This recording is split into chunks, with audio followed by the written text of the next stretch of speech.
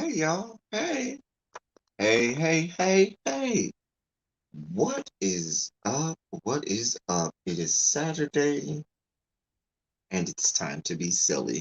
Welcome to Silly Saturday, y'all. Shondo's around the building. Shondo's everywhere. What is up? What is going on? We are here. Hello to everybody. Hello to everyone. Um, yeah, it's Saturday and we are silly. Um, so yeah, we will talk and we will do some things. Hey MVN, so glad you're here, my love. Um, hey everyone. So I am here. I'm on time this week, y'all. Look at me. I'm on time this week. So I'm so glad to be here for y'all. Good morning, good morning. It's early. Is it early? Well, this is our regular time though.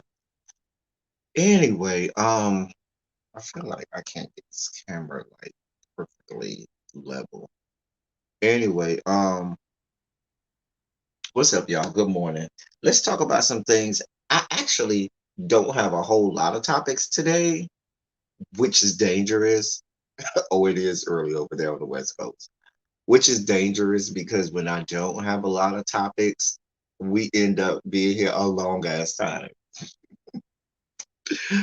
So, yeah, I only have three good topics today. And so we're going to talk about those three topics and we'll be silly and we'll learn and we'll be a little debaucherous and we'll laugh and have a good time and do all of the things that we do on a silly Saturday. Come on now. All right.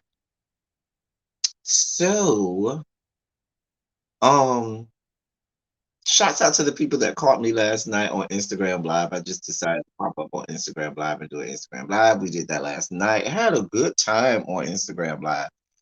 Just decided to pop up over there. And like I said, I had a great time over there. Um, um, what was I about to say? Oh, what's up, Jason Shondo? What's going on? So, what's up, BR Burns? Everybody coming in. See, look at everybody. They coming in late because they surprised because I'm on time this week. Uh-huh. Got y'all. Got y'all. Because I am on time this week. Y'all can't say nothing because I'm on time. Anyway, we're here. Um, new interview is fun. Wait, what? What new interview? You saw my comment about for child. Fred is a mess. Just a damn mess. Um, so our first topic for today, Shondo's in the building. Shondo's around the chat. Um, first topic today, last night, Olympics opening ceremonies over down to the Tokyo. Listen, huge fan of the Olympics here from when I was a little boy. Always been a huge fan of the Olympics, and so anytime you have an Olympics opening ceremonies, I'm here for it, front and center. So hey, Devo Foster, what's good, Shondo Boo?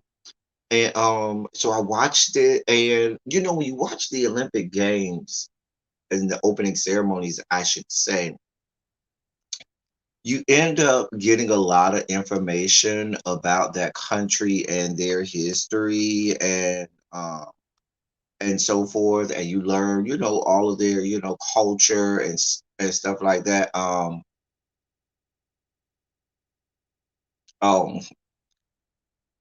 it's funny that you should call it a chapeau because I do have a chapeau. Um,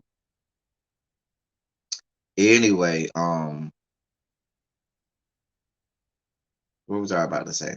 Um, Jason just made me lose my whole train of thought.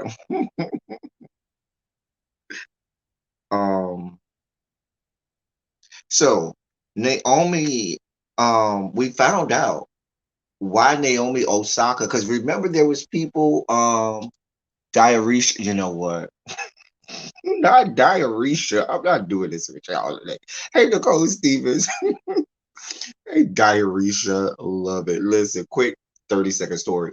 In my writing class, especially when I was teaching middle school writing, and then even when I taught high school writing, I always told them that spelling was a great. Um, there are a lot of parts and facets of writing.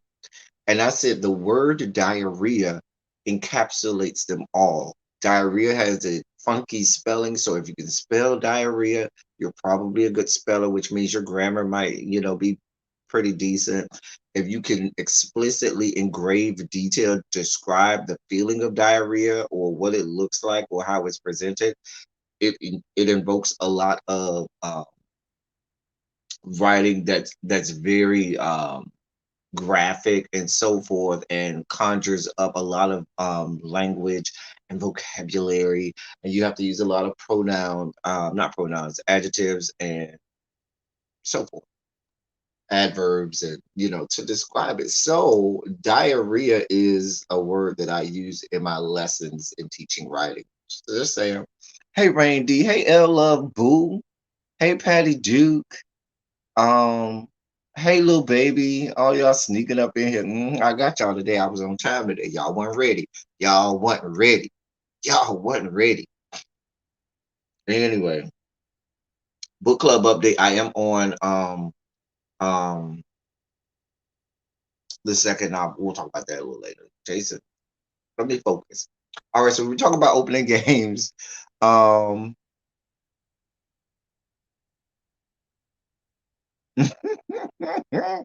anyway, so opening games, you always learn um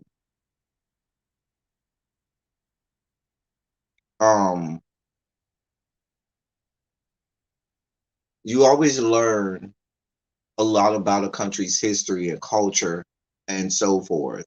And so Japan, did like everybody else. Um, they had, they had the little part where they had them doing the work, they like workmen or whatever, working on carpentry and stuff. And, they had this thing with the song, and that's how they introduced the Olympic rings and so forth. And they had the, look like a geisha or whatever with the man or woman or whomever it was with the painted face. Um so right, it's not my first rodeo. Jason, I know it ain't my first rodeo. But oh yeah, I'm gonna get there in a second. I thought it was good, I love the little geisha that came out there. I love the little chick who was playing the piano with the little hair. And she was just baby mama was going. She was like, baby, the way she was hitting them keys, I was like, get it, bitch. Get it hard. Gave me my life. Um Other cool parts of the Olympics was the opening ceremonies was the whole thing with all of the drones in the air. And they said it was like 1,800 drones, and they made this sphere, which looks like a soccer ball at first, and then it morphed into a globe. That was really, really, really, really cool. Really, really cool. Um, and one part that I didn't really care for that people I think liked was the part with the pictograms, where they had the people doing the whole pictograms with the blue and the white, and they were supposed to be, they were supposed to mimic or be a real life version of the little pictograms that where they the little pictures that they use to show which sport it is or whatever. That one, it was like I ain't really care for that one too much. Um, but like I said, it was cool. Um, if you remember about a week or two ago, people were upset because Naomi Osaka, they wanted her to represent, I think they wanted her to represent America or something like that. I didn't even understand that. And she was like, nope, I ain't representing America, I'm representing Japan. And they were upset with her because now technically, even though I think she lives in America, last time I checked, she lived in America, unless she moved. Now I know y'all gonna correct me if I'm wrong. But last time I checked, she lives in like California, and I think she's an American citizen at this point. I might be wrong on that, but I know she lives in America. Her father is Haitian, I know that, and her mom is Japanese. So she's representing Japan. Little did anybody know she was the one who got to light the Olympic cauldron. And so why wouldn't she represent Japan? Um, she was representing, I mean, to light the Olympic cauldron is the biggest honor an athlete can have in the Olympics. There's no big, yes, you want to win a gold and so forth, but higher than winning a gold, being able to light the Olympic cauldron when it's in your home country, you are the last one. Hey, Amber. Um, I mean, that is as high as it gets for an athlete. If you remember in '96, they had Muhammad Ali do it. Um, I don't even remember. Then we have the Olympics in Salt Lake, the Winter Olympics in Salt Lake City in like 2002 or 2006 or something like that. I don't remember. I don't remember who lit torch that. But anyway, my point being, hey Amber, is that that's so if Naomi Osaka has, got the privilege and nobody knew, she of course she couldn't tell because that's always a big, very kept secret. Who's gonna light the Olympic cauldron? And so when you saw Naomi Osaka and Mama had her braids in, I was here for it. I say, get it, bitch. Now who had her braids in? She was like, I ain't finna try to assimilate for you people. I'm gonna have these good braids in my head. She whipped her hair back and forth. She whipped her hair back and forth. Lit the Olympic cauldron. Now let me say, that was a beautiful Olympic cauldron. It was this sphere at first, and then it kind of opened up and had these little, and it looked like mirror or crystal on the inside of it, and and she went and lit it. It was a beautiful cauldron. I will say that's a very beautiful Olympic cauldron. I was very happy for her, very proud of Naomi Osaka. Um, Yeah, it's listen, there is big money, and I know Tokyo is 38 hot about the fact that they can't be making the Olympics is a $1 billion endeavor. Um, and so I know Japan and Tokyo are phenomenally upset about not being able to um not being able to have people there. Hey, Quintessential, what's up? She became the first tennis player to light an Olympic cauldron in an opening ceremonies. Um, yeah, as we know, she's the highest earning female athlete in the world in terms of income last year. Remember, she was making statements with her Black Lives Matter masks and things like that. She had been called out for that. She had been called out for her stance on mental health and, keeping her own mental health. She's the first Asian woman to have #1 ranking in the world. So she for the people, the NBCs of the world and media conglomerates, she checks a lot of boxes for them. For Tokyo, it makes them appear more inclusive because if you really study Tokyo and a lot of the East Asian countries, there's a lot of racism over there in the East Asian part of the world that's left untalked about and unspoken of. But there is a lot of latent racism. Hey, Travel Love, over there in some of these Far East Asian countries. And so having Naomi Osaka, who not only lit the Olympic cauldron, but who's representing Japan and had her braids in her hair, like, girl, what? I'm here and I'm black too. And Japanese. What? I thought it was a great statement. I know there's a lot of politics involved with that, and I know that they were trying to, patronize, different cultures or whatnot. But I'm still glad that it happened. Regardless.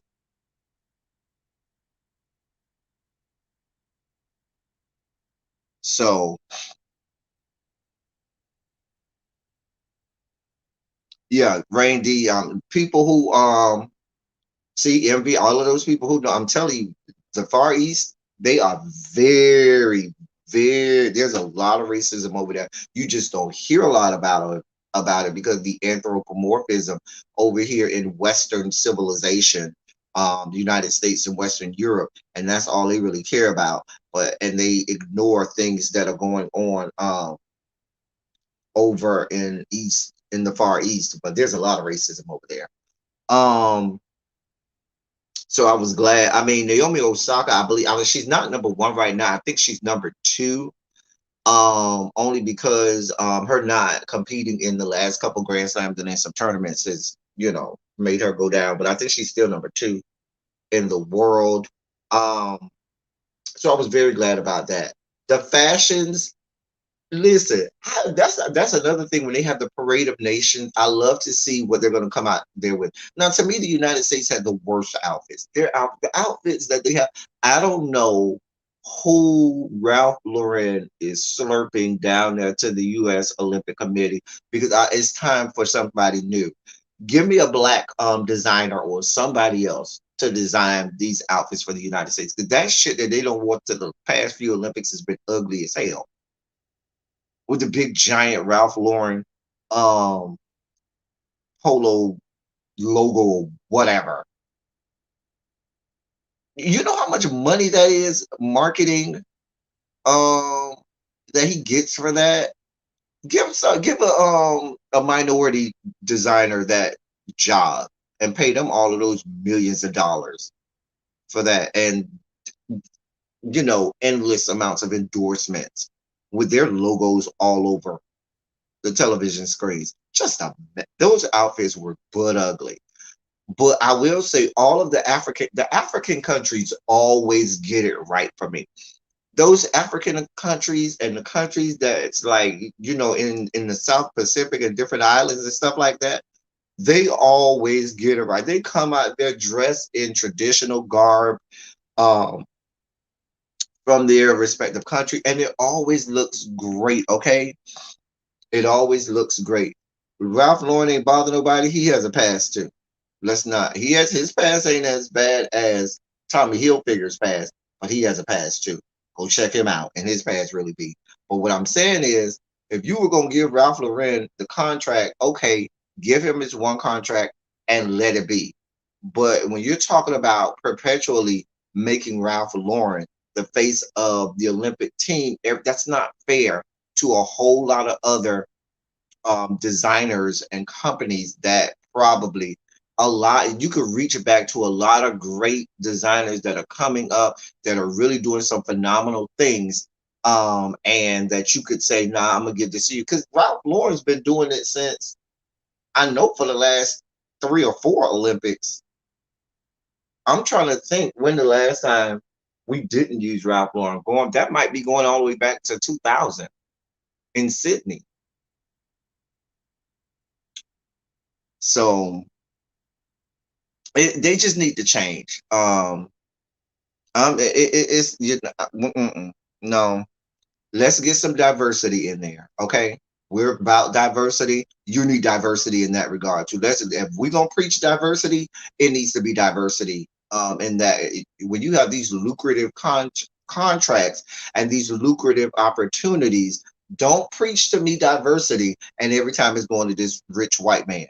Because keep it. Let's keep it for real. For real, Ralph Lauren did not need that. Ralph Lauren has already made his fortune, has made his name, and um, did not need any parts of it. He'll take it, but didn't need any parts of it. So, Ralph Lauren, you can go ahead and wear your Ralph Lauren with your blue label. really be, and that's fine. But it's time for him to not be the face of U.S. Olympic apparel. 'Cause this shit was ugly. I might even go with you if he was putting out shit and you'd be like, "Oh, that's nice. I need to get some." That shit be butt ass ugly. Like I haven't seen a single outfit that the Olympic team has rolled out there in that he has designed that's been like, "Oh, that's it. That should be real basic and ugly." Right, a blazer and some shorts one time, and then a blazer and some jeans and some raggedy ass t-shirt. This shit is ugly as hell. Just ugly. I mean, just a mess. Anyway, but the African countries always gets it right. Now, the guy, white boy from Tonga, came out there again. You remember he came out in the Rio Olympics, shirtless and half naked. Then when they was and that was in 2016, and then when they was in South Korea, he was all oiled up in Rio. In South Korea, where it was like 2 degrees, bruh came out there again because he's in the Winter Olympics and the Summer Olympics, half naked again, oiled up, representing Tonga with his flag bearing their flag. He came out there just once again, all oiled up. Not to be outdone, um, there was a island country. Oh, okay. They had a black athlete came out there half naked, oiled up too. God, I can't think of the island country there. It starts with a V, I believe. Vanuatu, I think it was. I think it was Vanuatu. Y'all will correct me if I'm wrong. But he came out there all oiled up. I think he needed just another layer and a half of oil to make it just get that extra crispness to it. Just another layer. The black one needed another layer and a half of oil glistening all over his body, and it would have been right on point. Okay, anyway, he came out there, um, but both of them, so those were the two highlights of the opening ceremonies for the Parade of Nations. But some of the fashions were great. I loved Italy's outfit with it was white and then it had the little green and red in the middle. I thought their outfits were cute. It was another country I saw who had cute outfits, but America's was ugly. England's was ugly. Even Tokyo. Now, from what I understand, doing a little bit of research, they said that they were trying to pay homage to the last time Tokyo hosted the Olympics, which I think was back in the 60s or something like that. And they reversed it because I think they had this time they had on white blazers and red pants. And I think when they did it last time, they had the opposite. They had the red blazers and white pants. I don't know. It was ugly. They could have did better. Um, I don't know what kind of oil that Tonga uses, but it's right. Like that sure don't move. Hey, Pinky Tiki, child, baby, that oil that he be having on. Listen, I mean, kudos to him because they say he's multiple. He does I think taekwondo in the summer and one of the skiing events in the Winter Olympics. So he's in both Olympics. I mean, if you only got like 3 people in your country, you could be in the Olympics and damn near anything, I guess. Damn. Um, and but that oil do be thick, like it don't go nowhere. That's why I said the black one needed an extra. He need to go to him and get some lessons to figure out what is you using. Like is you, I figure he might be using. He ain't using oil. He's using like Astroglide or something like that, or Swiss gun. That Swiss Army oil that you use for lube, or the gun oil that he's using lube. That ain't no goddamn regular oil. Okay, what's up, Julia Jules? That is lube. Okay, that is Astroglide. Okay, baby, that's wet platinum. That's something. No regular oil. Anyway, um, so now in the rankings of opening ceremonies, I don't know that this makes my top five. Top of all time is Beijing, and what was that, 2008? Nobody's gonna top what they did. That is what. Listen. The Chinese government was out there flogging people when they messed up in that routine. I'm telling you. I'm telling you. Okay. When I tell you, yeah, that wasn't Johnson and Johnson. Huh? When I tell you, when you look at the Beijing Olympics, and they had like thousands and thousands and thousands of performers out there doing all kinds of shit that you didn't know the human body could do. Okay, baby, Beijing, the Chinese government, you know that's a whole dictatorship over there. Honey. They don't fuck off. Baby, they was over there. They had a cane flogging people every time they missed this. They missed this stuff. Hey, Yana, every time they missed a step. I was like, ooh, ooh, girl. Listen, those Olympic ceremonies were the most beautiful thing I had ever seen. Remember, they had at the end where they had the torch, where they were doing the Olympic torch, and they were flying in the air or whatever, and across the top of the stage. I mean, the top of the stadium, flying and stuff and everything. And remember, that's how they lit the cauldron. That shit was amazing. I was like, remember they had the fireworks, not only in the city, the fireworks went all the way through the whole city. Remember that? That shit was amazing. Beijing, it's Beijing and then everybody else. Let's be clear.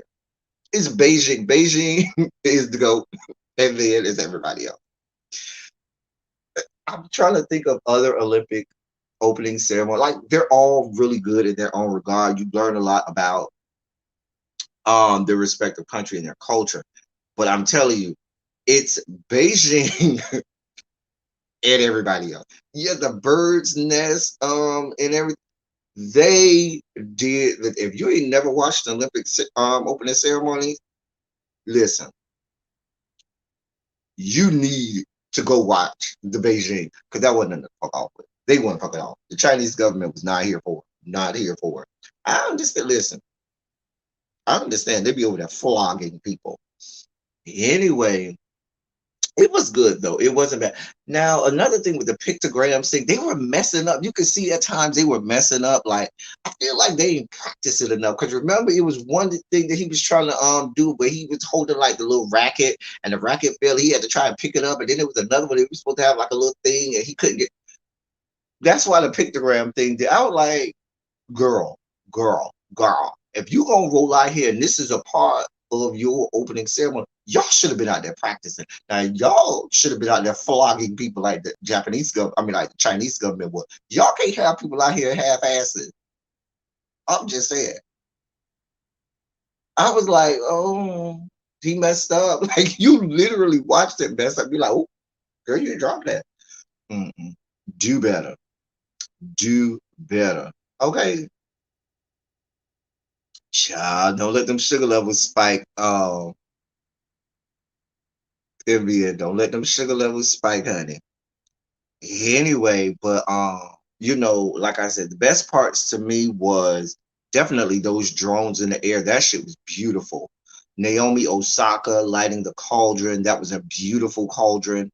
That was a I loved her braids in her hair. I loved the fact that it was her knowing East Far East Asia and their propensity for racism over there. Those were the best two parts for me. I liked the little part at the beginning with the rings and the little carpentry. That was good too. And how they put the Olympic rings together. That was cool too. Other than that, the rest of it was like, okay, it's cool. But like I said, it's Beijing and everybody else. Let's be clear.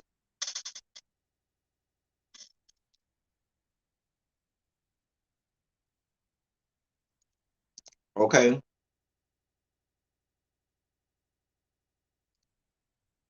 Not from the 1996 flag court, Dirty Dozen. Shouts out to the March of 100. Not from the flag court. You know what? I'm not doing this with you. Oh, you know what we call them? In the 100, we don't say flag court, we say flag crop. But it's the flag core. Child. Anyway, child. I know all of those 96 flag core. I know every one of that because I came up in 97, so I know all the flag. Atlanta had a good opening ceremony. I thought Atlanta's opening ceremony was great. They had a really good opening um ceremonies. I thought theirs was really, really good. I liked theirs. Um, like in recent years, Olympics have, countries have really stepped up their opening ceremonies. Like I remember as a child watching it, there was a whole show, but the biggest pomp and circumstance about the opening ceremonies I remember as a child was always lighting the cauldron. That was the big thing. But now there's these whole productions that they have thousands of people involved in, and that every country feel like they need to outdo the last Olympics. I don't know how you plan to outdo Beijing, but hey, it is what it is. So yeah, now the games have already started. Listen, in gymnastics, you already had a stunner because I can't remember his name. The dude that was slated to, he's one of the favorites for the men's all around, but he was slated to win gold on high bar, and dude fell off the high bar. Like he was doing all of these phenomenal acrobatics and stuff on the high bar. I was watching it this morning, and he was killing it. And next thing you know, he went up, did like a double vaulted somersault, and was supposed to catch the high bar. And baby, that young man, only one hand caught it, and I guess he was up too high, velocity was too much, and boom, fell to the floor. Sorry for you. There goes your opportunity. And he got back up there and finished, but girl, you ain't getting no more. Yeah, the release. I know it was a release, but he I don't follow the men's gymnastics as closely as I follow the women. Um, but because the men have like a lot more. Women have four events. Men have like I think six or eight. I know they have high bar. They have parallel bars. They have rings. They have the pommel horse. They have the vault. They have floor exercise. I might be missing one, but they have a lot. I think they have like either six or eight events for the men. The women only have four. Women have uneven bars, floor, balance beam, and vault. So um yeah.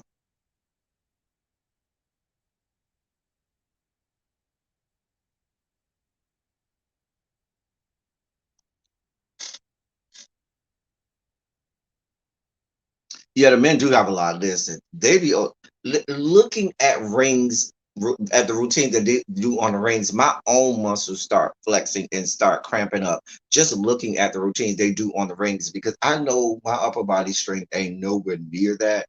Baby, can't do it, won't do it. I will look from afar. Mm. That take way too much discipline. Way too much. So I saw that this morning already.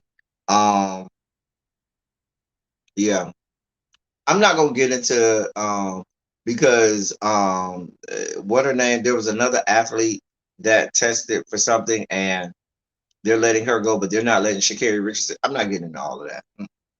Only because there are and it's known there are different rules for different events, and so each um each discipline or each sport has its own set of rules for what is and is not acceptable. So it is mama messed up. Ain't nothing I could do for you, girl. It's over. It's over. You knew you messed up, girl. Get over it. Hopefully you'll be there in 2024. That's all I can tell you. Got nothing but love for you. Anyway, so that's the Olympics. Check it out. We'll be watching it for the next 2 weeks. I think the final day is the 8th of August. So we got like 2 weeks to, enjoy the Olympics. It comes once every 4 years. And it's always a great thing. Swimming has already started. I saw there was an upset at that. The world champion in the IM 400 meter individual medleys. did not even make it to the finals. So, yeah, that was another upset. And that's the one thing you love about the Olympics. Like, you got people who come in as the favorite, and baby, they get upset. And there's a lot of people who've been world champion who's never been an Olympic gold medalist or Olympic champion, because when the Olympics come, it's one and done, boom. You get one shot, girl, and if you miss it, so sorry for you. So I'm just saying. So yes, all of those good things about the Olympics. Transitioning. Let's try not to spike out here. Let me um let's relegate our sugar levels before I get to this next story, y'all.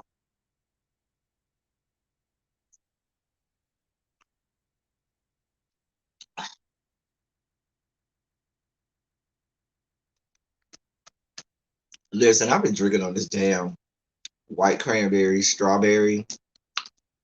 Try it's so good. So good.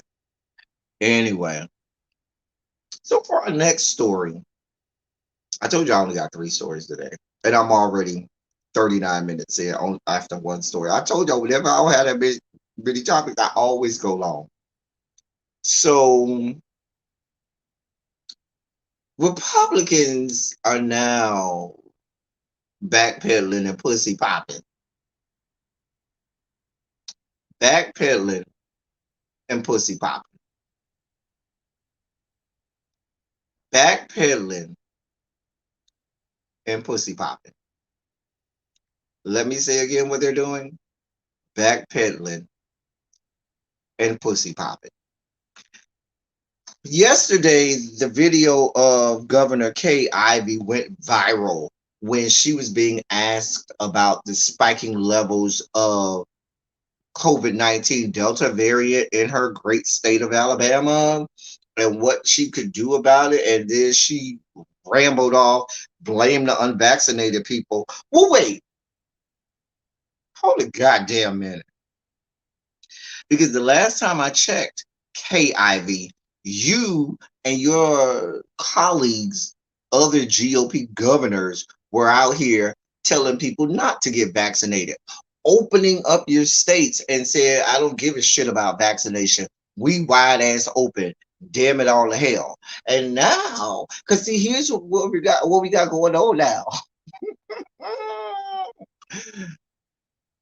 The first variant that ran rickshaw here in these yet to be United States was the one that they said, oh, if you're young and you're reasonably healthy, you won't have a problem. It's just really affecting the older people and people with pre-existing conditions. And that was their thing. That's what they were beholden to, even though science and medicine told us that wasn't completely true. But they were holding on to that. That was their whole thing. All the children won't be affected, which is why, if you recall, that's why when they did the vaccine, they left the children out because all the children are.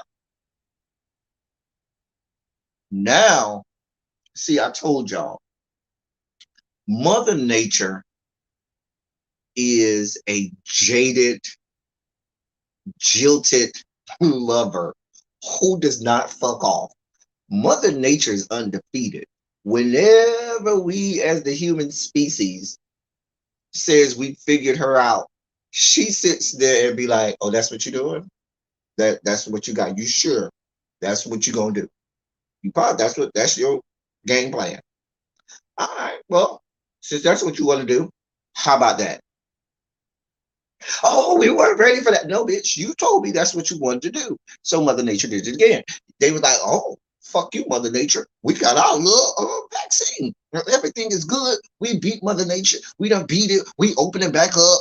Oh, shit is gravy. Y'all don't have to get vaccinated. Fuck a vaccination because we ain't dying of COVID-19. Now, mind you, the hypocritical part about it is all of these Republican governors and Republican pundits and people on TV telling you not to get vaccinated have already gotten vaccinated. That's the idiotic part. The people selling to you that it's not important to get vaccinated are the ones who have already been vaccinated. Just but you got idiotic people saying, "Oh yeah, I'm not getting vaccinated. Why do I need to get vaccinated? Why should I wear a mask?" It's so retarded. And I know we're not supposed to use that word anymore, but that's the best I can use. That's the best word I can find to describe it. And so here we have Mother Nature said, "Oh, you have a vaccine." Well, I could see, if Mother Nature was a person, right? I could see Mother Nature said, "Oh, you got a vaccine? Oh, that's so cute." I could see Mother Nature sitting on her little throne, like, "Oh, that's real cute. That's real cute." No, she'll do one of mine. That's real crude. Oh, that's real crude. Oh, that's so nice. Well, how about that? And comes along Delta variant. Now, people with the vaccine are catching the Delta variant.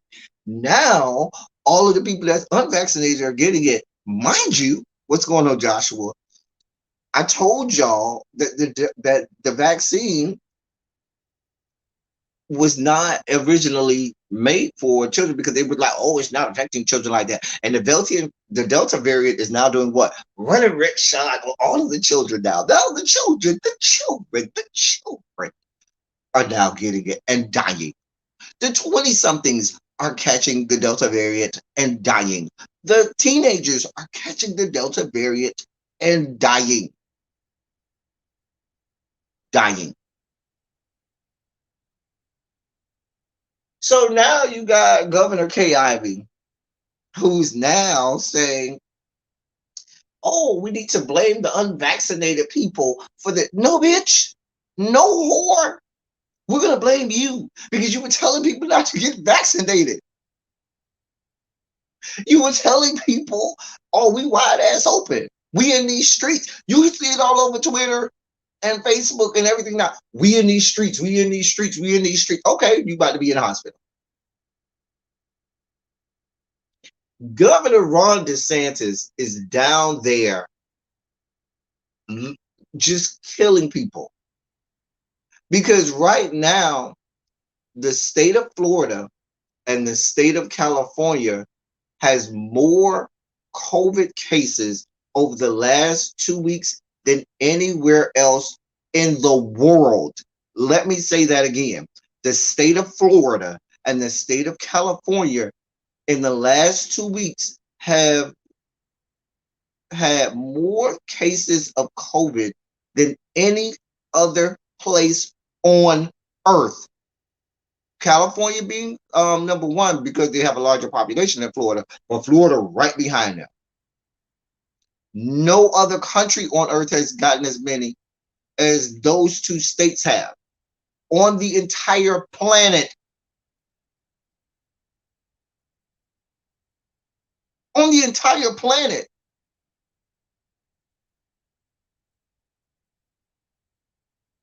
Hey, Carolyn Alexander. And so what's happening is you got Ron DeSantis over here blathering about as if he's a medical, as if he's a medical expert, as if he's an epidemiologist, as if he knows any and everything about vaccines. He's out here making shirts about Dr. Fauci, talking about "Don't Fauci my Florida" and all of this stupid. This is the idiocy. And I'm gonna do like I did last year in 2020 March before the shut. If y'all remember, I came over here screaming "Holy hell" before they shut down. If you go back and remember, my people, the Saturday before the country shut down, what did I do? I came on a silly Saturday and I was screaming. I was screaming. Do y'all remember that? Hey, J Boss. Hey, Volvo, what's good? I was screaming. Y'all remember it was the first weekend of March last year. I was screaming on this live on a silly Saturday, said this COVID-19 thing is here. Y'all need to shut the shit down. Y'all need to take it seriously because it wasn't a big deal at the time. A week and a half later, what happened? Oh, we shutting the country down. So I'm saying to you again, I'm screaming holy hell to you again. These people in positions of power are not going to act fast enough. They're not going to make moves until however many people are dead. And God forbid the people in the number of the dead are close to you or may be you. And I hate to be an alarmist and I hate to be that guy. I hate to be that guy. Can one of my mods, can y'all delete that out of my comment section? Because we don't do that over here. Please delete that comment out of my comment section and block that person. Please. Thank you, mods. Because I'm not here for that. Thank you, mods. Please do that quickly. Let me see. Please go ahead and do that quickly, mods, because that just made me angry.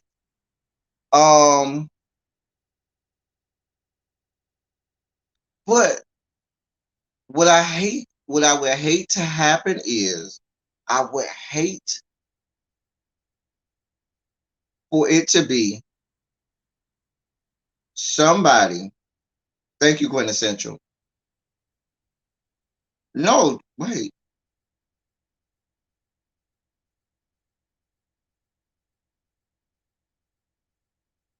No, not Joshua's comment. Joshua is fine.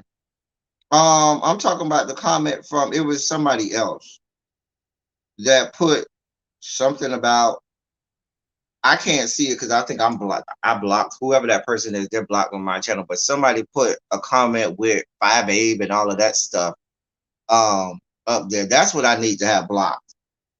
Joshua is fine.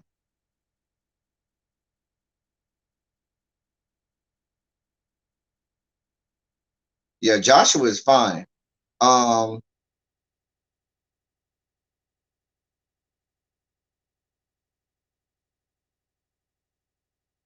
yeah, it might be somebody that you have blocked too, but I see on my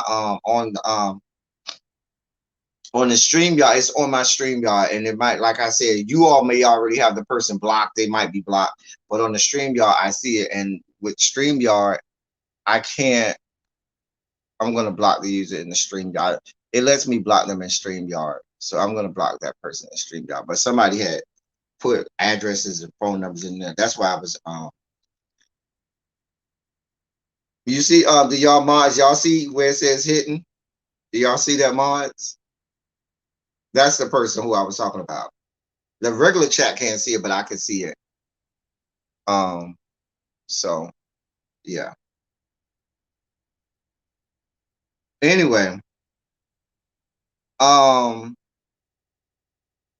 yeah, because somebody's trolling because they just try to do it again. Um, so I had to do it again because somebody's trolling. Anyway,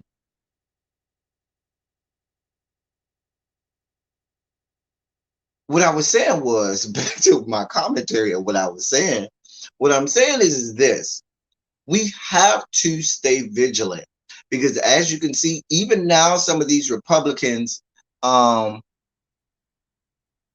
now, some of these Republican governors are backpedaling and pussy popping off of their stance because you have people dying. You got people dying for real. And it's not being covered in the media like it was last year this time. There doesn't seem to be the same outcry. Everybody wants to be in these streets. Even the feds, even Joe Biden and them, even the Biden administration are going to blow it with this. They're going to blow it because they ain't said nothing about y'all need to shut it back down. They're not doing any of that. They're just letting it happen. They're just letting it ride out. And you're going to have people losing their lives. You got states like, I told you California and Florida, but you got some of those other states that opened up too early and that have the lowest percentage of people vaccinated, like the Alabamas and the Mississippis and the Texases of the world, where their numbers are skyrocketing. And they're not telling us this. They're not reporting on the fact that if you try to go to the hospital emergency room for something that you have issue with, they're going to say, wait, hold on, because we don't know if we got room yet. They're not reporting on that anymore. They're not reporting on the fact that our medical professionals are now back to where they were during the height of COVID, having to work, 60, 70, 80 hours a week. They're not reporting on that because everybody's like, oh, we back in these streets. Oh, we back to spending money. Oh, we're going this. Oh, we're having that. The freaking NBA finals had full capacity. Baseball is back at full capacity. You say they are in your area. I'm glad, really, be. I'm glad they're doing that in your area, but I don't see that. And I'm over in the greater Atlanta area, which is a large city.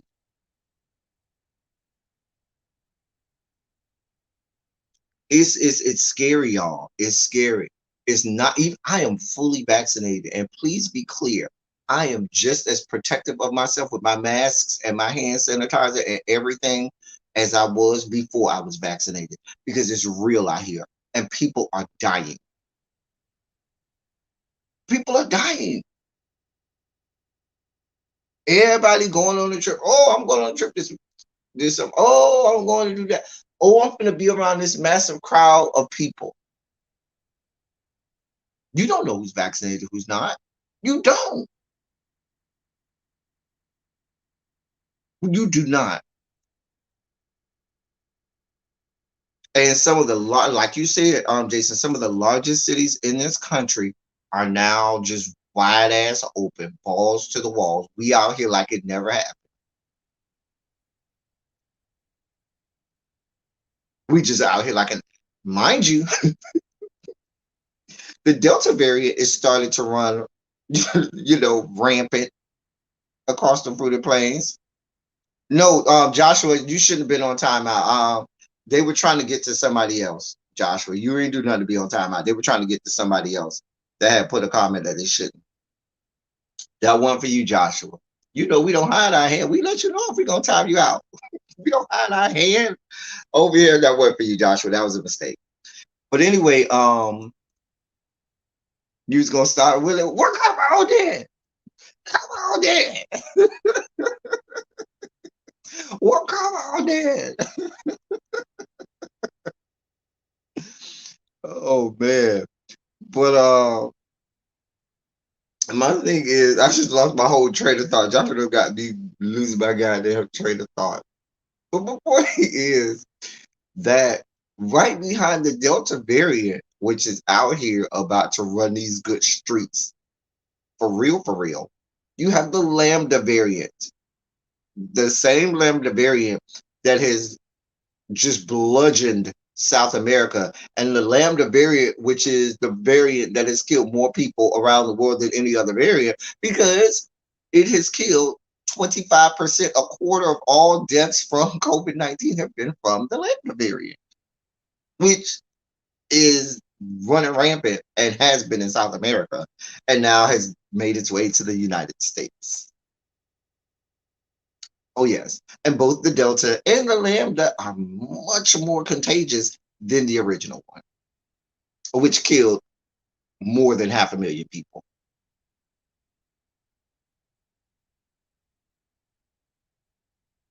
I'm just saying, child, we need to be vigilant. We need to take this shit real serious out here. I'm not saying that you need to go and become a hermit. I'm not saying that you need to go and lock yourself in your house and never come out. But what I am saying is you need to take it as seriously as you did a year ago. So,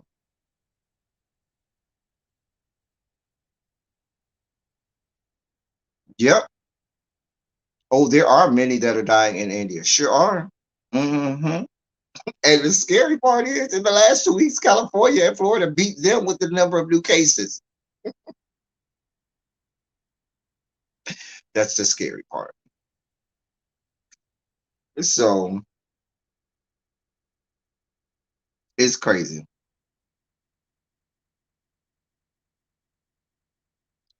Crazy.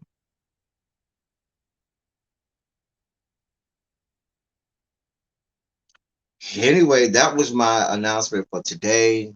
Please, y'all, please, because by the time these governors and these people in positions of power come around to doing the right thing, making the right decisions, it's going to be too late for some people. By the time they figure it out, people will be dead. Some of our loved ones will be dead. God forbid, some of us might not be here playing around with these people. They're playing with people's lives. Y'all, let's be vigilant. Okay. Um, because COVID is not going nowhere. I told y'all Mother Nature says every time y'all feel like, oh, y'all got me figured out, oh, y'all think y'all got this. You sure? Get some of this shit. That's what Mother Nature says, you know.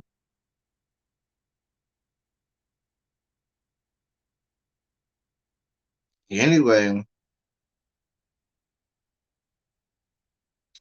y'all be careful out there. Y'all be careful out there. Stay masked up. Keep your hand sanitizer. Don't be kissing and hugging and touching on people. Not unless, you know. I mean, if you having a good bust down, be like, listen, bring your vaccination card with you to this good bust down. You going on from there. And even then, we kissing all on people. I mean, just saying. Anyway, y'all stay safe out there.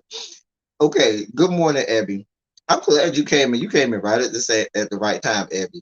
I do want to continue a conversation that I had last night on on the Instagram live. Abby was up there. And we had a conversation last night on Instagram live about queer baiting is what they call it. And for those of you people that were not on my live last night, what happened was we were talking about there was an article that the Rolling Stone put out, and the title of the article was "Why Queer Baiting Matters More Than Ever," and they talked about how a lot of artists, the Madonnas of the world, and Billie Eilish and Ariana Grande and Nick Jonas and a lot of different artists have been hinting or alluding to being having bisexual experiences or same gender sexual encounters in order to uh, garner the views and in order to garner the the good side of the LGBTQIA plus community, knowing that there are a lot of dollars in that area. And so even though those people really aren't bisexual at all, they're very heterosexual. Everything in their past and present is heterosexual, but they were just alluding to that um and placating to the Rainbow Coalition so as to garner um their favorable side. Right, Nicki Minaj did that. And everything about these people, Cardi B responded. And so I don't remember if they mentioned Cardi B in the article, but she felt some kind of way about it. So she tweeted because she didn't like the term queer baiting. So she says, I don't like this new quote queer baiting word. I feel like it pressures artists to talk about their sexuality or experiences that they don't feel comfortable speaking about. If an artist kiss a girl on a video, does that mean she got to show videos and text with other women? Rolling Stone, queer baiting. You do know. Um, and then she also wrote, Rolling Stone, queer baiting. You do know we was trying to hide a whole baby bump, right? Also, I'm married to a man, but I have expressed so much about my bisexuality and my experiences with girls. All of a sudden, queer baiting is the new word, and people use it to the ground. That's what Cardi tweeted out. Um, Here's my thoughts on it. Well, nobody is using definites nobody used definites at all. So nobody says everyone or always. We're not saying everyone or always. So I don't think that there's a need to say that's not the case for everybody because we know it's not the case for everybody. And the article is not saying that that's the case for everybody. But the article is presenting that this stuff is happening more often than it perhaps did. And it's highlighting. And even if you say, well, it's not more often, but even if it's the fact that it's highlighting what is happening, which is not necessarily a good thing. Let's not do that. Um, it's I did see Lil Nas X's new video, Joshua. Um, Here's my thing. I do think that this happens. I don't know if they mentioned her, Pinky. I don't. I really don't. I don't remember. I read the article. I don't remember them mentioning her in the article. So, and like I said, when I read the article, I read it really fast, and so maybe scrolled over it. Um, so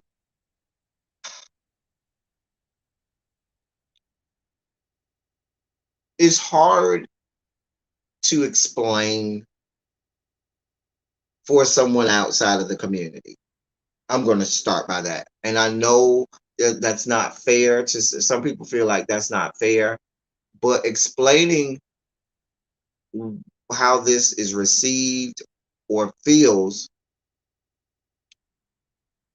if you're not in the community, you're not going to have the same stance. You're not going to see it the same way. Just like when it's an issue surrounding Black people, and you see certain shows, and you see certain artists trying to do things to placate to um, Black culture and to try to garner the views of the Black community, we feel a certain kind of way, whereas other communities are like, I don't see it that way. But and then we push back and say, but you can't tell me how to feel because you are not in this sphere and you can't understand what it means to be Black. And I'm going to say the same thing with regard to an issue like this surrounding the Rainbow Push Coalition. It's hard to say, well, there can't be that because your sensitivity to that is different. That's not your story. Even if you're an ally, that's still not your story. And so it doesn't ring. I feel like that's a conversation that needs to happen within the community. Because when you're not in the community, it's your experience of it and how you look at it is not going, that's not your story. So it's easy to say, well, I don't think that's that. Well, you aren't that. And so it's hard for you to say to somebody that is in the community that, oh, you're not queer baiting. That's not. And somebody in the community is like, now I'm not going to say that we all believe the same thing because we don't. No community is a monolith. But I am going to say this is real. And this is something that I know members of the community, the Rainbow Coalition, the letter people, do acknowledge, and it has been the drumbeat of this happening has been getting louder and louder in the community. Um, and so what ends up happening is it rings hollow. I'll give you one of the older examples that they gave you, which gives you a much clearer picture of what's happening.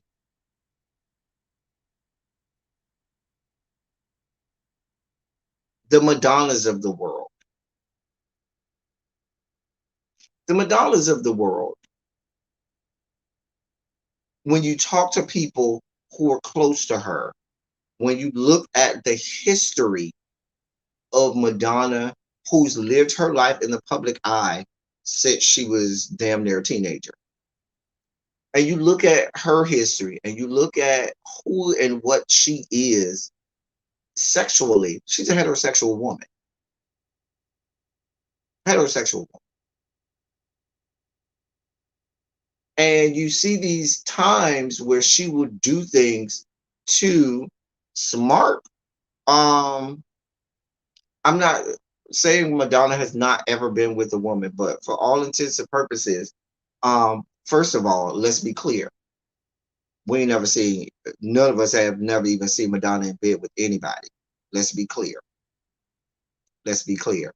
And then when you look at the history of her and how she dates, most times, the times you've seen her with a woman, it's always been, oh, let me just cart her out here for this publicity stunt. But then when I'm talking about real serious concern, oh yeah, I'm really in love, then now is with a man. Um, and I'll say like that because I don't want to draw it out. I don't want to draw it out. Um, I feel like I want people to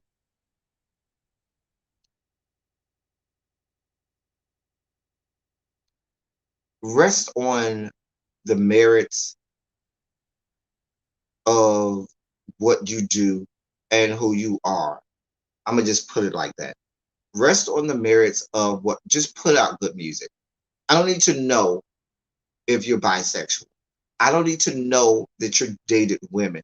And you see this, it happens more often than not than women because women are the more palatable part of the community.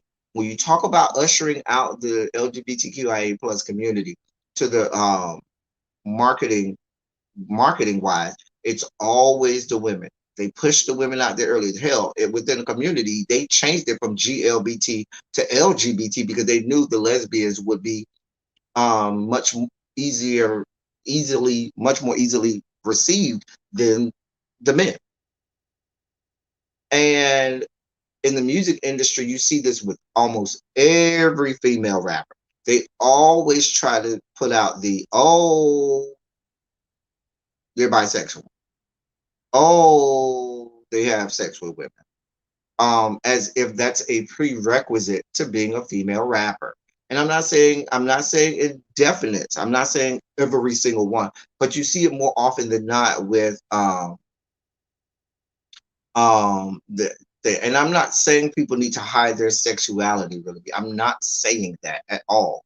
But I don't think that people need to necessarily um if you with a man, okay, I'm with a man. If I see you a year from now and you're in a serious relationship with a woman, then do that. But what I don't want you to do is, I don't want you to lead with, oh, I'm bisexual. I'd rather I just find that out because otherwise, when you lead with that, you're leading with it for a point in order to garner the good graces of the community. And I'm sorry. And I'm just going to say this, and it's going to come out harsh. And it is what it is. You can't have it that way. And this is for everybody. If you are not in the LGBTQIA community, this is not a conversation that you can be out there saying, oh, this, that. Mm-mm. I'm not saying you can't have the conversation, but what I am saying is having hard stances on something and you're not in that community, you can't tell members of that community how to feel. Just like somebody that's not black, maybe an ally of black people, you can't tell a black person how to feel about something. You can't tell me when something is racist and when something is not, and you are not black and you don't know that experience. In the same vein, if you're not in the community, you cannot say, oh, that's not that. That shouldn't make you feel that way. You shouldn't perceive it because it does. It does. Period. Whether or not you think so, it happens all the time. It happens all the time where it's like, okay, Why do I need to know that you? I don't care about you being bisexual, Cardi B, because let's and let's be clear. There's the bastardization of the term bisexual when there's a whole lot of people who are not bisexual. Just because you haven't experienced sexually with someone of the same sex does not make one bisexual. That is the open and honest truth about that. That is the open, because one has a sexual experience with someone of the same sex, that does not make them gay, that does not make them lesbian, that does not make them bisexual at all. And I think what happens is, and like I said, you see it more often than with the women. It's always the women because they're more palatable within the community than it is with the men. But you're even starting to see it with the men now, which goes to show even more now that and now that it's permeating even with the men now in the music industry. It's even and because there's the LGBTQI community is a lot more vocal, a lot more active, a lot more visible, and a lot more accepted and tolerated. Now there is the need to garner those dollars and garner those good graces now. There's a whole other community now that they want to garner those dollars and good graces. And so there is the placating to them. There is the queer baiting. It is happening.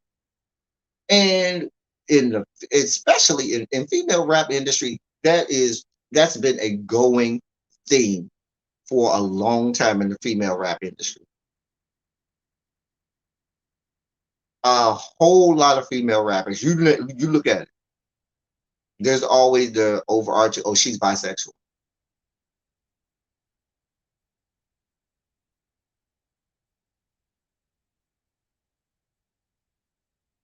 I'm just saying. I'm not telling people. I'm not saying who. Telling people to be what they are and what they aren't. But what I'm saying is, hey, Tabitha, what's going on? What I'm saying is, it's posturing, it's placating, it's pandering to the community. Um, because they know, or I shouldn't say they know, but they expect that when the community sees that this person may identify as a member of the community, they will pitch support behind them and say, you know what, I'm going to support them because they're a member of the community. Whereas maybe they don't have the merits of what they're putting out there, ain't all of that great. Or maybe had I not put that out there, I wouldn't have gotten these eyes. But let me just put that out there because, and I may not truly be that. I could be telling people that. And in the day of 2021, it's exactly what Really B just said. They know if I put out there that I'm a member of the community, oh, you can't tell me what I am. That's what I am. And then when I look at the history of who and what you are and what you've done sexually, it does not dictate that you're that. But I can't tell you that you're not bisexual. And I can't tell you that you're not using your this moniker of being bisexual as a way to garner good graces from the community. It happens so often. So often.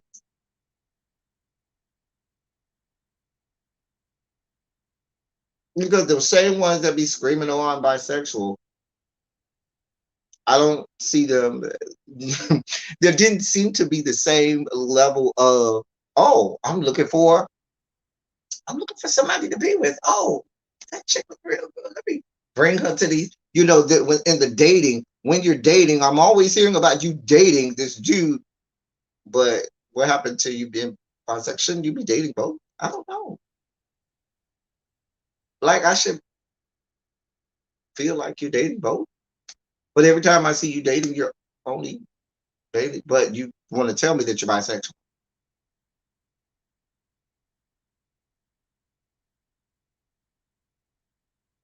Exactly, Tracy. You got now people. Everybody wants to be non-binary.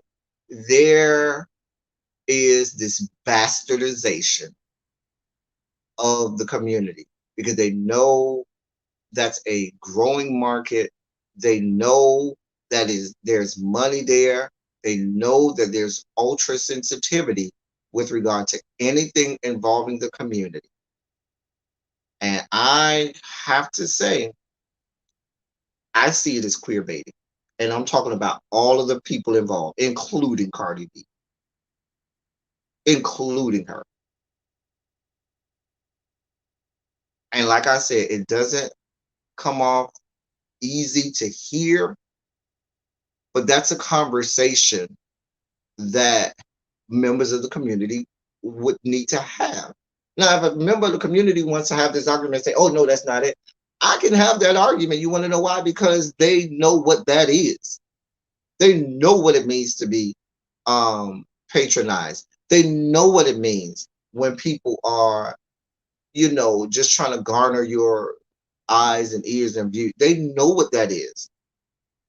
And I'm not saying that somebody out the community can't identify that or see that when it happens. But what I am saying is it affects you differently. It affects you differently. It affects you differently. Just like sometimes you tell white people, you just need to sit over there and listen to us black people have this conversation. You just sit up, we tell white people all the time, sit down over there. I don't need you to add to this conversation. This is the conversation between us over here in the black community. You is white, you Hispanic, you whatever. This ain't your conversation to have. You need to just watch from afar. This is one of those conversations that members of the community need to have.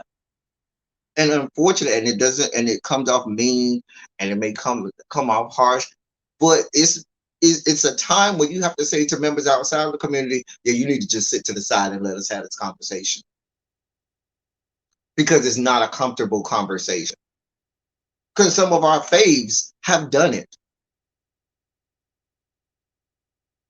There's a difference between acknowledging I have a huge group of fans or a huge population of my fans that are members of the community, and I love them and I'm here for them, and girl, I'm gonna be right here. We go party, you know what I'm saying? There's another thing, and where you have organically garnered the views and eyes of that community. It's a whole nother thing when you come out trying to placate to members of the community. That's the first thing that I got to know about you, and then now all of a sudden I'll never see you living in all of that. I'm just saying.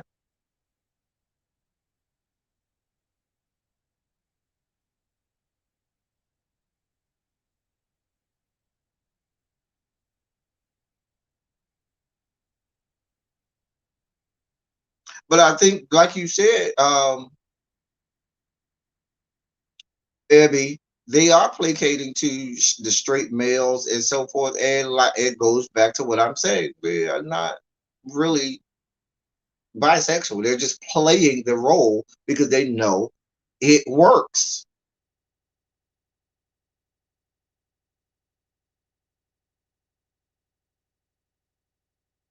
It works. It works. A lot of us in the community gravitate towards certain individuals. We do that. It's a part of the community. We love women. The members, especially gay men, love women. We love them. You don't, if you were good at what you do not have to go down that road. We will gravitate toward you. You don't have to do that. Exactly, Yoli. It's about marketing and branding. And now you have the LGBTQIA community that is just patronizing. It's akin to some commercials we used to watch back in the day where it was like when you knew they were just trying to, play up the whole black thing, and you looked at this commercial and you were like, or you listen to certain radio stations and you'll hear a commercial that you heard on another station and you knew that was white people on that same radio advertisement, and then you listen to the black station and it's the same company that's probably just as racist as they've always been. But now you got Raheem and Shaquan to doing this radio ad, and now you play, and I used to be like, stop playing with me. Stop playing with me. That ain't, but that's just me. I used to be like, stop playing with me. That ain't gonna make me buy your product more because now you want, stop playing with me. Your company is just as racist as it's always been. You just trying to get us over there to your good graces. I ain't here for you. Shut up.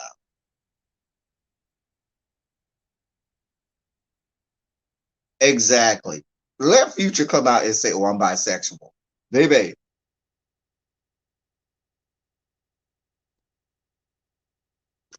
let me see what y'all saying in these comments. Hey, it's me, D. Child, you know McDonald's is good for that, honey. Child. They don't want to pay those black workers though, but they want to pay billions of dollars in advertising to patronize black people, but they don't want to pay the black workers. If you hear us black people, pay the black workers a meaningful wage. How about that? This is a lightning rod conversation. I know it is. And I know it doesn't come off well for me being a member of the community to say, yeah, you just probably need to stay out of this conversation and just let us have this conversation. But sometimes that's what it is. That's what it is. I'm trying to tell you. Y'all, listen, we've seen it over and over and over and over being done to the black community. And we as black people feel some kind, we see it, we acknowledge it, and we know exactly what it is, and we feel some kind of way. And so that's why I can say, as a member of the LGBTQIA community, it is happening more often than not from the people who y'all say, oh, they're not doing that. Oh, that's not that. It is. It is. Telling you that it's happening. Because I guarantee you, white people would say, oh, McDonald's wasn't doing that. Oh, Coca-Cola wasn't doing that. Oh, Burger King wasn't doing that. That's not what that was. Because white people feel that's not what they're doing. They feel like they're just doing what you're supposed to do as an advertiser or as a marketer. Hey, Mr. Carruthers, but you can't tell us in the LGBTQIA community that that's not what's happening because it affects us. We're the ones who feel that. We feel the angst where we be like, girl, you ain't fooling nobody. Show, show. Abby knows that there's still people who get, listen, Chris Brown can come out with anything right now and people will flock to their televisions or computer screens to see whatever he come out with. He's still very relevant.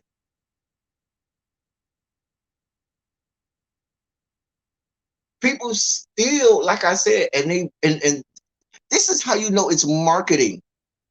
This is how you know they always do it on the female side, but they cringe when it happens on the male side because they're still cringing at. Listen, Lil Nas X just had a video come out. They're cringing still from the video that came out yesterday morning at 12 a.m. Cringing like, oh my god, he had naked men in the shower with him. Oh my god, oh my god, oh my god.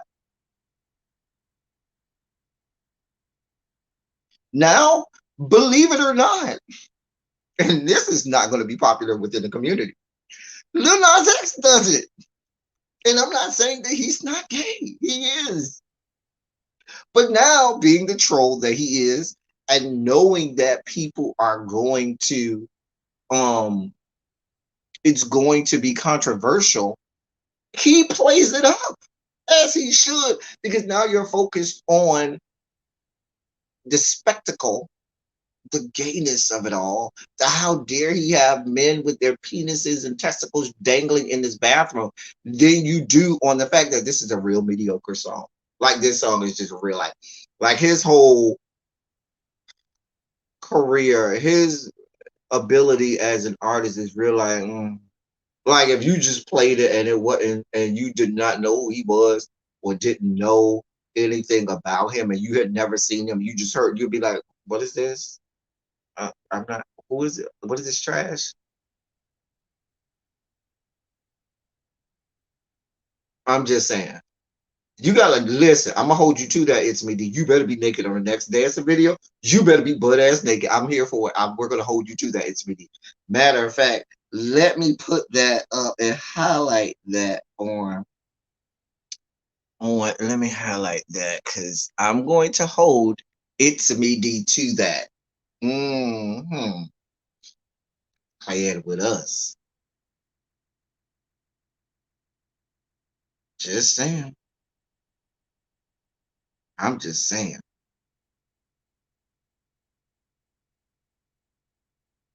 Um, they are intrigued, Joshua.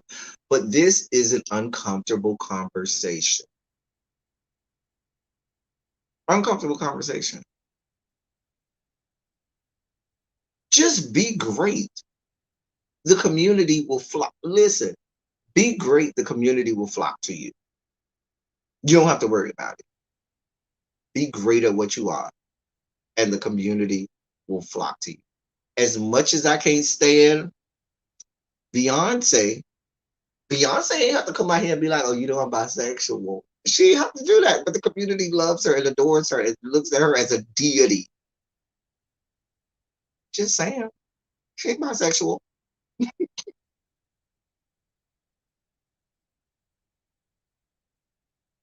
Even if I go old school, if I go old school, look at Mama Patty. Mama Patty is on the Mount Rushmore of artists deified by the LGBTQIA plus community. She never had to come out as bisexual. Just saying. I'm just saying.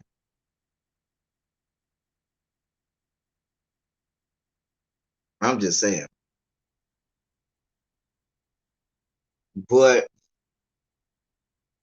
it's me, D. You see, I still got the comment up there because we're going to hold you to this, sir. We're going to hold you to this. We are going to hold you to it. But yeah, let me say this, y'all. I don't agree with Cardi. I do not agree with Cardi B at all. I think that she has fell victim to this as well because that is what she is saying is the word of somebody who truly is not that same. Because if I say, well, you must not, I don't think Cardi B really is bisexual, and her first answer to that is, well, I don't have to show you that I'm having sex with women to make you feel like I'm bisexual, means that you're probably not bisexual.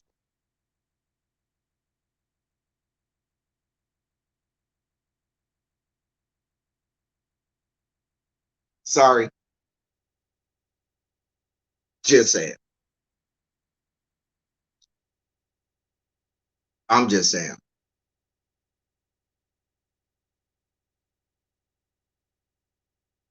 No, but Jason, you said she's old school now, but even in the 70s and 80s, in her heyday, she still didn't have to do it then. And she was prime time, prime viewing, and was loved as a demigod by the community. Didn't have to do any of that, even in her prime, back in the 70s and 80s. Loved. It was the talent. We love talent. We love ostentatiousness. Just saying. I just wanted to leave that up there for several minutes so that it would go in the record of it's me D putting that out there.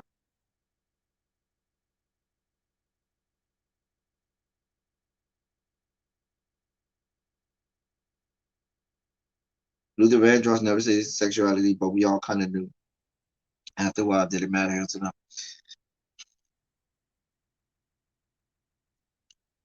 I just think that we're going to see more of this now because the LGBTQIA community is more prominent because the LGBTQIA community is doesn't have to be as closeted as it was. And because it's not just the LGBTQIA community as a whole, but specifically the Black LGBTQIA community is more prominent now, has more of a public eye now, and they know that there are dollars to be made there. The girls spend money. I ain't gonna tell you where they got that money from, but they spend it. Um, I think that you will see more of it. Now, like I said, I don't dwell in Jay. That's a part of that is exactly a part of it. Jay with the queer baiting.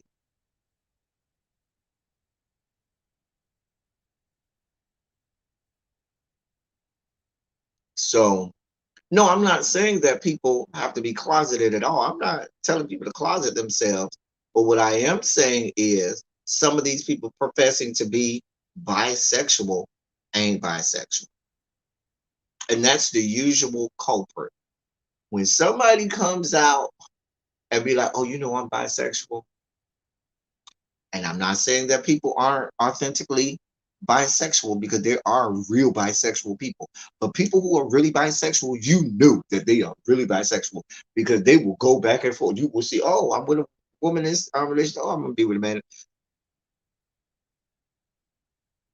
If you tell me you bisexual, but magically you've only been with the men, and maybe you had one or two encounters with the woman, mm, I don't know. Just because you have the ability to say that a woman is attractive doesn't make you bisexual. Just because you say, "Oh, that woman made me hot," doesn't make you bi. And I look at some women and they'd be like, "Oh, she's real fine. Oh, ooh." That don't make me bisexual, and that don't make me straight.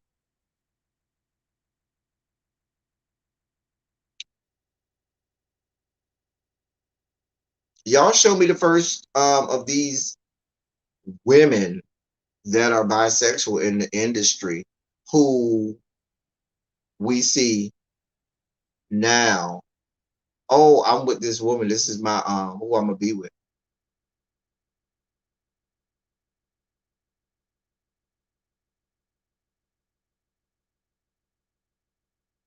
Anyway, what y'all say? Y'all are over here in these comment section. It seems like white media, when they are trying to change the message to bring up entertainment sexual preference. Now, white media, listen, white people love to do it.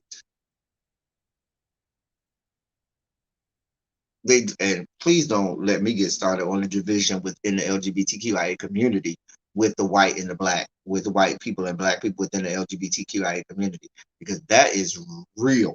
That is serious, serious. It'd be out of order.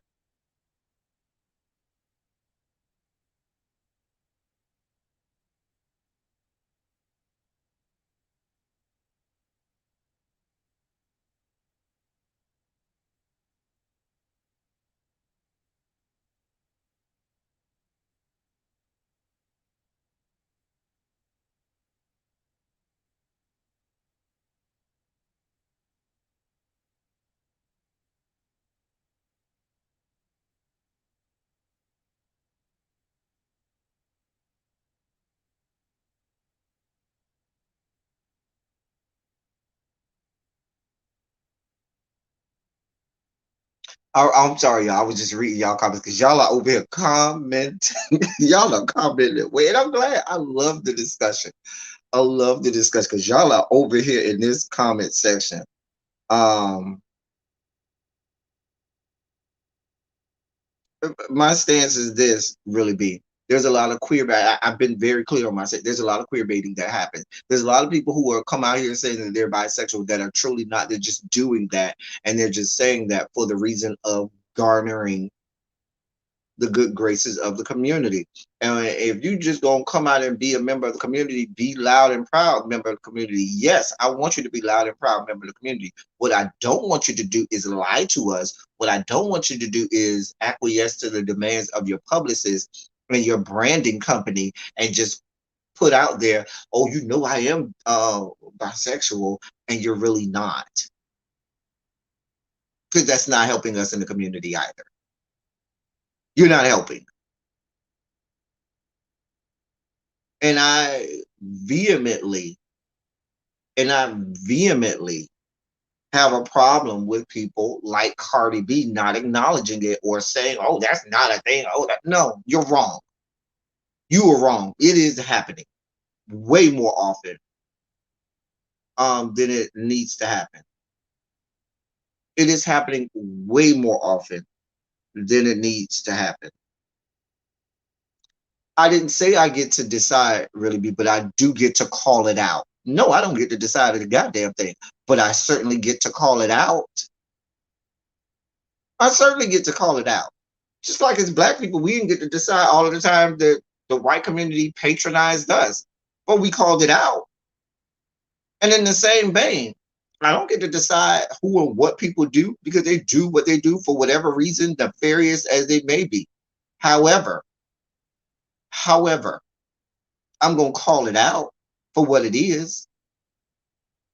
That's what I'm gonna do.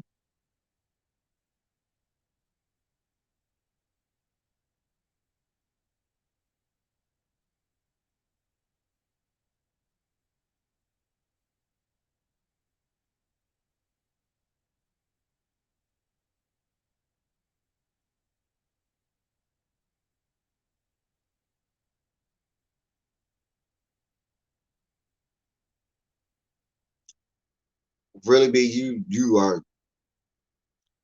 you're not listen. All you're not gonna change me on this. You're not. And like I said, your perception of all of this is not the same. It's not the same. And listen, like I said earlier, you're not a member of the community, so your whole outlook on it, your whole feel on it is not the same. You cannot and will not understand this the way a member of the because your perception is completely different. You don't. I'm sorry. It's no. Ally or not is not the same. It is what it is. And we're going to have to call it out more and more because it's not helping the community. It's not helping the community at all. It's not. It's not at all. Because it's basically like what you're saying is, oh, y'all just need to shut up about that because that's not what it is and let people do whatever they want to do. And the things that they're doing don't help the community, rather they hurt the community. The community. Hey, what's going on, Polo? So telling us, oh no, you can't talk about that. Oh, you should point that out. Oh, that's not what that is, and telling us just to be quiet about it. No, that's not. It doesn't help the situation. It doesn't help the community. It doesn't,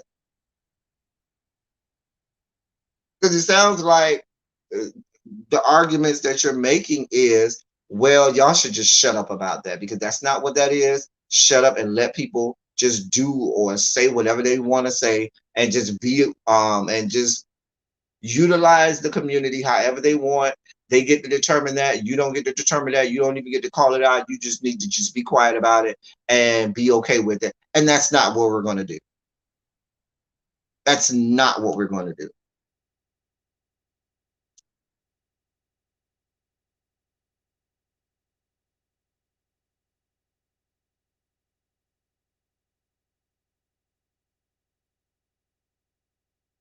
You're welcome, Mr. Carruthers.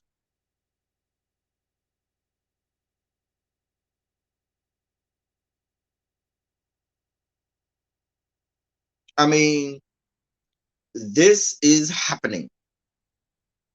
It's happening. And I'm gonna tell you the dangerous part of the other side of the argument is this.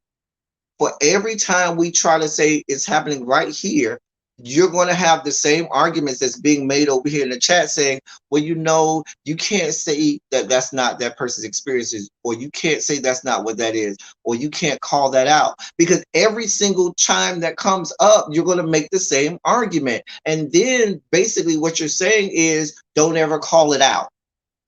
That's what it evolves to.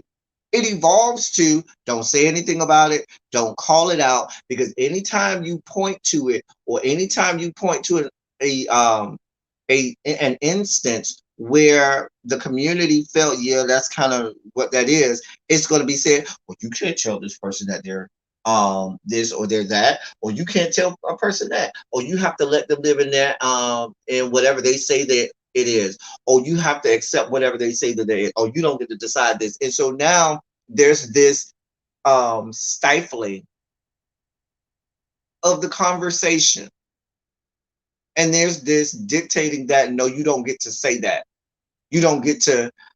And it's back to, it's basically what Cardi B said, which is totally wrong. Totally wrong. Because if that's the case, when do we get to talk about it? When do we get to point? Give me those of you who are saying no, give me the example of when we get to call it out. Give me the example of when it's okay for us to say that that's what it is. I'll wait for you to put that in the comment section. Give me the example of who or what or when the situation is, when we get to have the conversation and talk about it. Because otherwise, what you're saying to me is you can't have that conversation.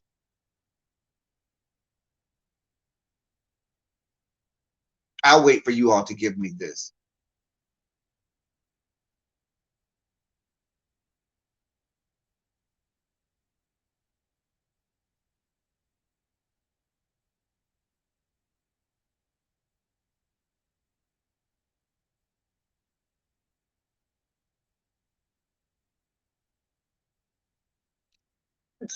Absolutely, Abby. We do reserve the right to say, no, that's not what that is. We absolutely reserve the right to say that, because there are instances where that is not what that is. There are instances many times over where somebody says, oh, I'm dot, dot, dot, dot, dot, and they are not.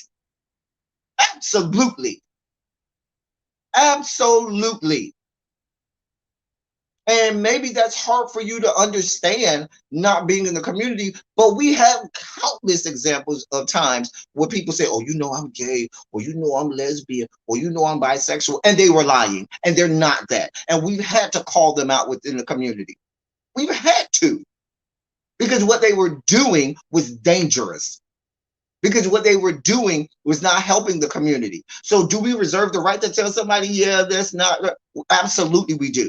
Because what happens is the person becomes dangerous to the cause. They become dangerous to the community because they're lying. Because they're just making it up and they're patronizing. And then their actions and the things that they do don't speak well of the community. We absolutely reserve the right to do that.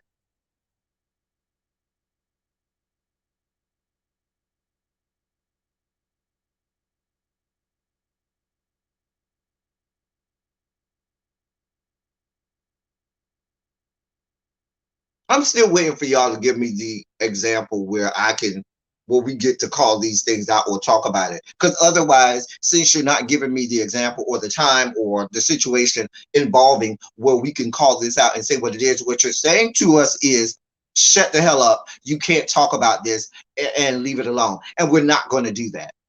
We've done that way too often and so many times over, and that does not help the community. That does not help our cause.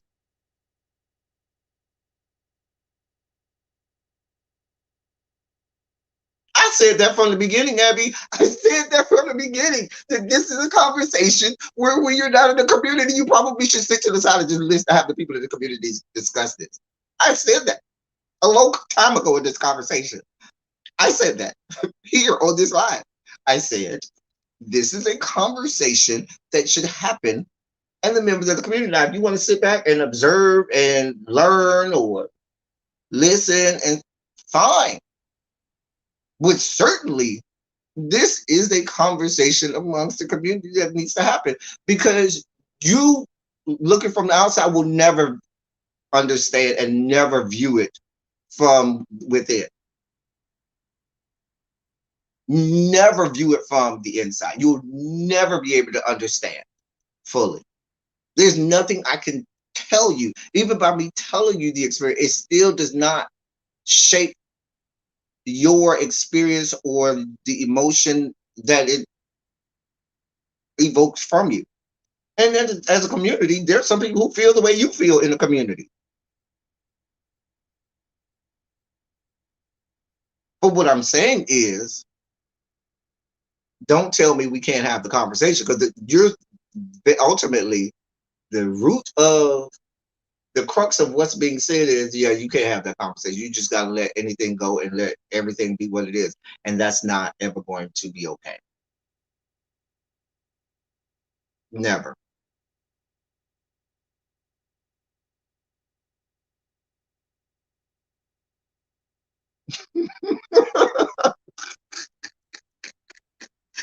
Tracy, that is funny. Child, child.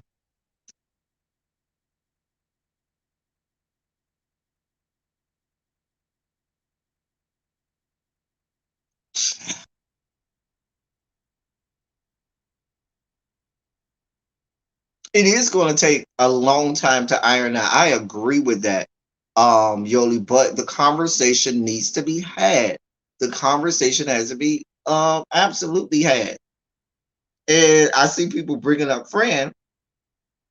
This is exactly, and see, people outside of the community, even allies, are going to say that people within the community are just being harsh and being this, that, and the third. But trust me, members of the community, we know members of our community. And we do get to dictate to somebody when they're just not being truth. They're not being true and forthcoming, and they are playing in our faces. Their friend is an example. Playing in people's faces. Just doing and going with anything that they feel, and then you call them out, and then you have the receipts to prove.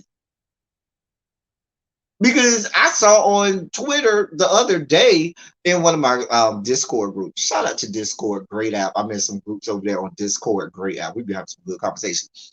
But they got receipts over there on Discord with Fred in people's DMs saying that they identify as he, him, hers. Because they were like, "Aren't you them?" That? And they were like, "No, I'm he, him." And they were like, "Oh, girl." But we called that out in the community from the beginning because we knew what it was. And then we had people fighting with us outside of the community. Oh, no, you can't say Brandon. Oh, you can't do that. Yeah, we kind of can. But we know what it is. We can identify what it is. We know our community.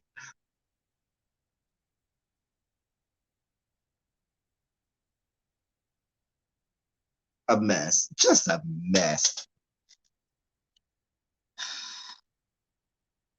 Anyway, didn't I tell y'all that it's always I told y'all every time I don't have a lot of topics, I always be on here a long ass. I should have been off here 30 minutes ago, dear God. We've been on here almost 2 hours, and I only had three topics.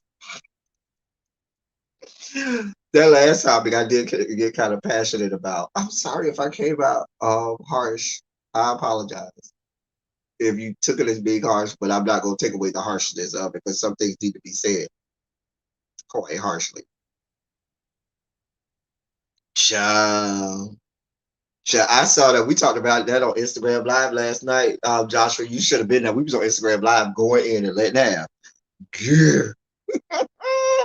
Mama don't bathe. Yeah. Child. Child. Travel Love, you said this is a good silly Saturday. Child, this reminded me of an old school silly Saturday when we used to really get into some topics and conversation.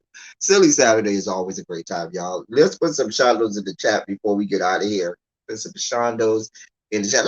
I haven't put a shondo in my own chat in a while, so let me put a shondo in my own chat.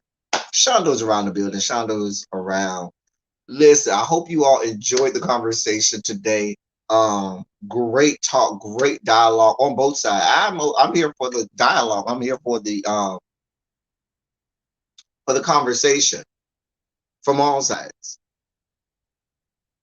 sides, certainly. Um, I want to thank y'all for being here. I want to thank y'all for invoking emotion out of me. Um, as I always say, I love y'all. I love on y'all. Thank you all for being vocal, present, and active. Thank you for doing what you do. Thank you for any and all contributions that you should or would like to make to the channel. It always goes back into the channel. I love this conversation. We will continue it because it looks like it's a worthwhile conversation. I'd love to continue it with you. Um, y'all go back and add to the comment section. That's one of the only things I do ask you to do. Add to the comment section. Let's get in the comment section and good some more about how you feel. It's a conversation. I'm not all right, and nobody is all right, and nobody's all wrong about anything. It's just a conversation, and we have to allow all parts of it to be heard. Anyway, that's all I got for y'all. I hope y'all enjoyed. Until next time, thank y'all for coming. Y'all drive safely.